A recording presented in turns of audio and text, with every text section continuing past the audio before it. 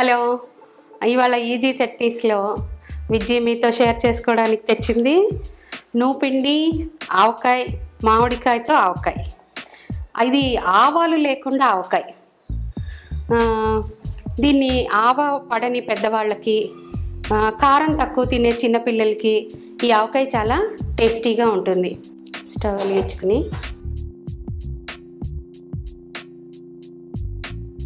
ఇది పప్పు చక్కగా వేగింది. ఇది చల్లారి మనం పొడి చేసుకునే ముందు మామిడికాయ తరిగి ముక్కలు చేసి ఉంచుకుందాం. అది లోపల ఈ నూపప్పు చల్లారిపోయింది.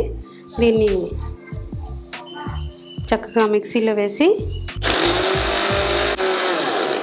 మెత్తగా పొడి అయింది. ఇది తరిగి ఉంచుకున్న ఈ మామిడికాయ ముక్కల్లో ఒక గ్లాసు నిండా నూపిండి, కారం, నిండా నూపప్పు వేసి 3/4 కారం, 3/4కి ఉప్పు, హాఫ్ పడుతుందని పసుపు, ఇంగు పొడి కూడా వేస్తున్నాను.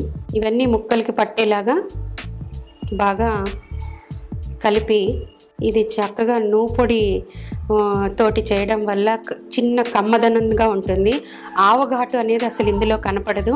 ఇది కూడా కొలత ప్రకారం పోసుకోవచ్చండి, ఆయిల్ని కూడాను. నూపిండి కాబట్టి ఉప్పు తక్కువ పడుతుందనే ఉద్దేశానికి తగ్గించాను.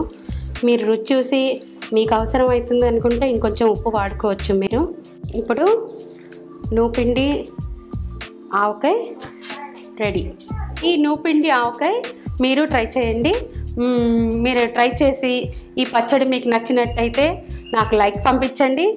మీకు నచ్చకపోయినా మీ కామెంట్ని నాకు షేర్ చేయండి.